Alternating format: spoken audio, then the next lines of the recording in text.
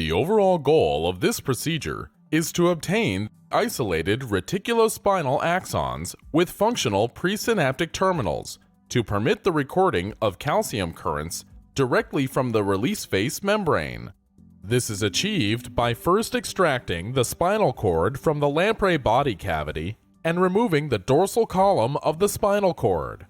As a second step, the sliced tissue is treated with a mixture of protease and collagenase enzymes to loosen the connective tissue and facilitate the dissociation process. Next, lateral tracts of the enzyme-treated spinal cord are cut at the midpoint in order to localize the dissociation force.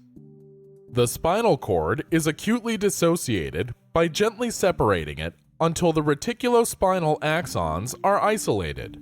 Results are obtained that demonstrate the viability of the isolated reticulospinal axons and the recording of calcium currents directly from the release face membrane of the individual presynaptic terminals. The main advantage of this technique over the imaging of presynaptic calcium transients is that the currents can be resolved directly at the presynaptic release face membrane. This cannot be achieved using conventional imaging techniques.